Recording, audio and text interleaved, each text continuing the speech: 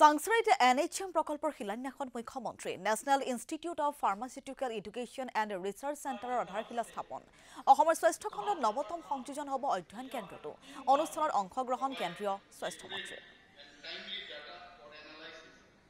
যি 2008 চনত গুৱাহাটী মেডিকেল কলেজৰ অস্থায়ী ঠিকনাৰ পৰা আৰম্ভ হৈছিল সি আজি এটা স্থায়ী ঠিকনা পালে ভাৰতৰ আৰু বিশ্বৰ যিবিলাক ড্ৰাগছ মেনুফেকচাৰিং ইণ্ডাষ্ট্ৰী আছে তাৰ বাবে প্ৰয়োজনীয় মানৱ সম্পদ নাইপাৰত সৃষ্টি কৰা হয় নাইপাৰ গুৱাহাটীয়ে ইতিমধ্যে যথেষ্ট আগবাঢ়িছে আৰু আজি প্ৰধানমন্ত্ৰী নৰেন্দ্ৰ মোদী ডাঙৰীয়াৰ আশীৰ্বাদত আমি নাইপাৰ গুৱাহাটীৰ স্থায়ী ঠিকনা চাংচাৰিত লাভ কৰিলোঁ প্ৰায় 150 কোটি টকা ব্যয়েৰে এই প্ৰকল্প নিৰ্মাণ কৰা হৈছিলে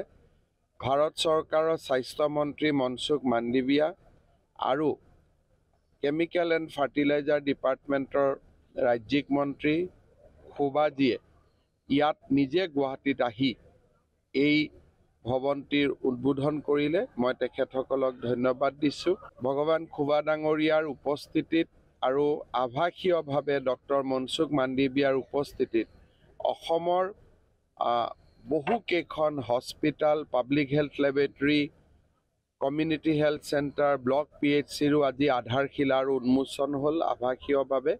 মই ভোগালী বিহুৰ প্ৰাক মুহূৰ্তত অসমবাসী ৰাইজলৈ দিয়া এই উপহাৰৰ বাবে মই মনসুখ মাণ্ডভিয়াজী আৰু ভগৱান খোবাজীক মই ধন্যবাদ আৰু কৃতজ্ঞতা জনাইছোঁ